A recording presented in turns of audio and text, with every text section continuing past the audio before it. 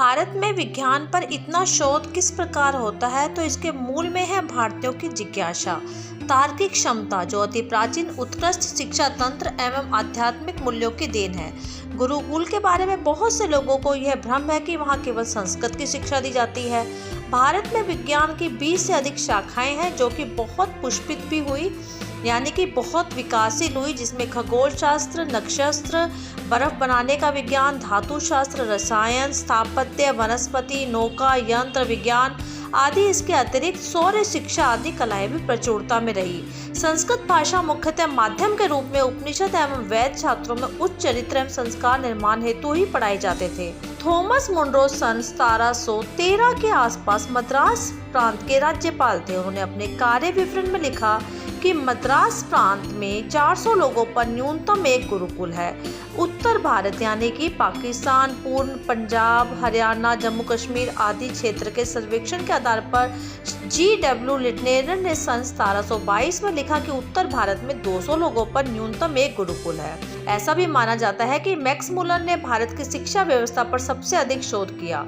वे भी यही कहते हैं कि यहाँ पर 80 सशस्त्र यानी 80,000 से अधिक गुरुकुल हैं, जो कि कई सशस्त्र वर्षों से संबंधित नियमों से चल भी रहे हैं। उत्तर भारत एवं दक्षिण भारत के आंकड़ों के कुल पर औसत निकलने से यह भी ज्ञात होता है कि भारत में 17वीं शताब्दी तक 300 व्यक्तियों पर न्यूनतम एक गुरुकुल था।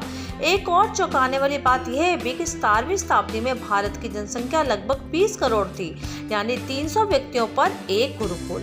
भारत में 7,32,000 सशस्त्र गुरुकुल होने ही चाहिए।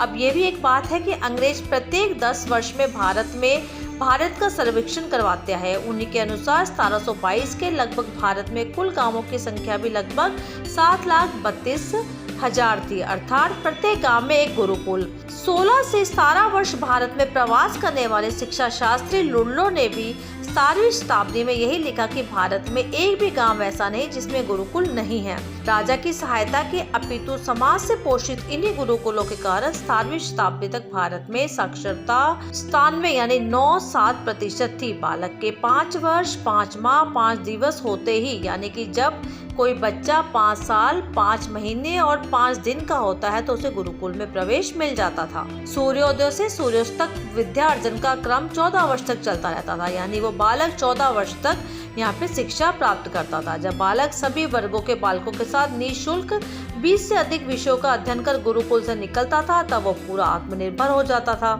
इसके अलावा भारत में विभिन्न विषयों वाले जैसे शल्य चिकित्सा, आयुर्वेद, धातु, कर्म आदि के विश्वविद्यालय भी थे। नालंदा एवं तक्षशिला तो इतने साल वर्ष पुराने हैं और ये अब विश्वविद्यालय है। थॉमस बेबिंगटन मैकॉले जी ने पहले हमें ये भी कहा था कि जब सन 1734 आए तो कई वर्षों भारत में यात्राएं एवं सर्वेक्षण किया। अंग्रेजों के पहले के आक्रांतों अर्थात यवनों, मुगलों आदि भारत के राजाओं, संपदाओं एवं धर्म का नाश करने की जो भूल उन्होंने की, उससे पुण्य भूमि भारत कदापि पल्लवित नहीं किया जा सका। अपितु संस्कृत शिक्षा एवं सभ्यता का नाश करें तो इन्हें पराधीन करने का हेतु भी हमें सिद्ध किया जाता है। इसी कारण इंडियन एजुकेशन एक्ट बनाकर समस्त गुरुकुल बंद करवा दिए गए। हमारे शासन एवं शिक्षा तंत्र को इसी लक्ष्य से निर्मित किया गया ताकि नकारात्मक विचार, हीनता की भावना जो विदेशी है वह अच्छा बिना तर्क किए रटने के बीज आदि बचपन में ही बाल मन में घर कर लें और अंग्रेजों को प्रति व्यक्ति संस्कृति, शिक्षा एवं सभ्यता का नाश का परिश्रम न करना पड़े। अंग्रेजी कदाचित शिक्षा का माध्यम अंग्रेजी नहीं होती तो उसे कुचक्र के पहले अंकुर माता पिता ही पल्लवित होने से रोक लेते, परंतु ऐसा नहीं हुआ। हमारे निर्यात कारखाने एवं उत्पाद की कमर तोड़ने हेतु भारत में स्वदेशी वस्तुओं पर अधिकतम कर दिया गया एवं अंग्रेजी वस्तुओं को कर मुक्त किया गया। इसके अलावा भारत में हमें अपने श्रेष्ठतम सृजनात्मक पुरुषों को भूल भी गए। इसका कारण है विदेशियत का प्रभाव और अपने बारे में हीनता। यदि अगर आपको पता है तो अमेरिका, यूरोप की क्या स्थिति है, वहाँ की शिक्षा व्यवस्था की क्या स्थिति है, तो सामान्य बच्चों के लिए सार्वजनिक विद्यालयों की शुरुआत सबसे पहले इंग्लैंड में 1767 में हुई। उसके बाद बाकी यूरोप, अमेरिका में, अर्थात जब भारत में प्रत्येक गांव में एक गुरुकुल था उस समय, और 96% साक्षरता भी थी, यानी कि 97% वहाँ उस समय भारत में साक्षर थे। तब इंग्लैंड के बच्चों को पढ़ने का अवसर मिलता था? नहीं। वहाँ पर केवल शिक्षा महलों के भीतर थी और वहाँ ऐसी मान्यता थी कि शिक्षा केवल राजकीय व्यक्तियों को ही देनी चाहिए, बाकी सब तो सेवा करने के लिए ही पैदा हुए हैं। तो ये थी भारत की असली व्यवस्था जो शिक्षा की थी। और भारत के अब वो 7,32,000 गुरुकुल इस समय कहाँ है ये, और वो कहाँ खो गए हैं, ये किसी को नहीं पता।